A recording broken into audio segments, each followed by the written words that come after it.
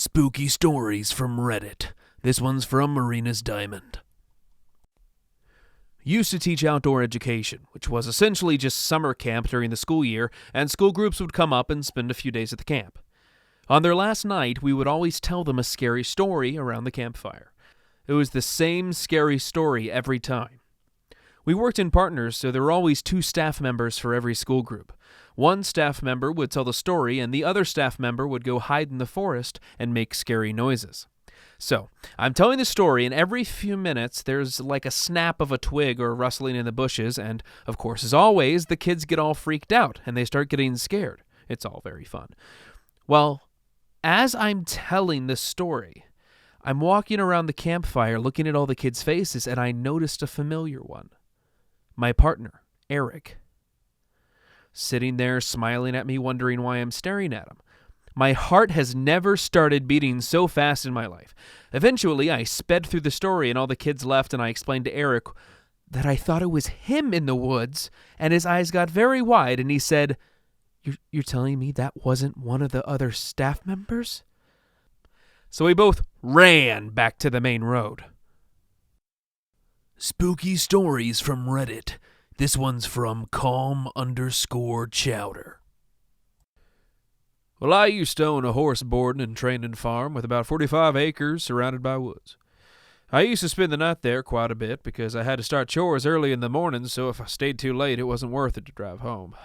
One night at about midnight, my dog started to bristle up and growl at the door of the office I slept in, and then my iPod, which I kept on a speaker in the middle of the barn, started blasting out Johnny Cash's Ring of Fire at full volume, which I definitely hadn't left it on. Let me tell you, that song is fucking freaky as shit in the middle of the night, like shit your pants freaky. My dog was full on growling and barking at the door, so I cracked it and let him run out, figuring that if someone were in or around the barn, he'd get them. Anyone there would have been trespassing at that time of night. After a few minutes, I went out of the office into the barn aisle with a bat to turn off the creepy-ass music. The light I usually kept on so I could see around was off, so it was pitch dark in most of the barn. My dog was just staring out the barn door, which I kept open in the summer to keep the horses cooler, with his hair bristled, but it wasn't leaving the barn, which he was allowed to do. I wrote it off as creepy as fuck, but ultimately just one of those, like it's weird, but I can't explain it. And there's got to be an explanation I'm just not privy to. But the real scary part is that my property shared a private gate in the back with the property closest to mine, which also had a gate at the back. Most of my property was fenced because of the horses, and the property next to mine was dozens of acres fenced with a chain link fence, which, if you know anything about rural fencing, is not done. Anyway, we found out that the owner of the adjoining property was Todd Colehip, the South Carolina serial killer. He had a woman chained up like a dog on his property, who he and his friends would walk around the property on a leash. He also had some bodies of the people he killed buried on his property. He was doing all that stuff while I lived next to him. In fact, I used to ride on his property, but would always turn around if I heard machinery. In retrospect, probably burying bodies. Or got the creeps, like something would tell me to turn around and go home, I was probably one of the few, if not the only, person to go on his property while all that was going on. And the link below is Todd Colehip's Wikipedia entry. Spooky stories from Reddit. This one's from Dust Thou Art 13. I worked as the County Historic Preservationalist in Southern Appalachia, working on the buildings and properties the county owned. One of the benefits, I guess, included with my job was living on site at one of the historic properties. The historic house was an imposing brick mansion built in the 1810s, and I lived in a small caretaker's house about 20 feet away.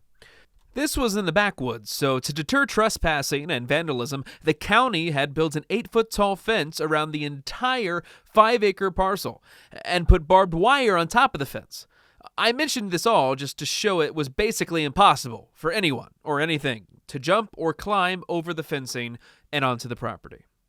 So one night, after working late at another property, I pulled up to my entrance gate, let myself in, locked it behind me, and then drove the 100 yards down the gravel road to my house. There were no lights on the property, so I could only see by my headlights. As I turned my car around the corner of one of the outbuildings and parked it, my light shone on a thing that I still have a hard time describing effectively. It was the size of a deer, but with long, spindly legs and long, shaggy hair, almost like a taller maned wolf, if you've ever seen pictures of one of those.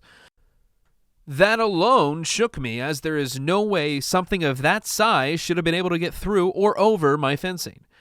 What follows is absolutely true. I got out of my car to get a better look at what the hell this thing was, and as I opened the door and got out, the thing took off running away! Not on 4 legs, but on 2. I literally watched this thing raise its back up, stand at full height on its back legs, and sprint away. I absolutely freaked out at that point, grabbed my mag light and my shotgun from inside, and tried to find the thing again. There was no trace, no tracks or anything. I have no idea how it got in or out of my property.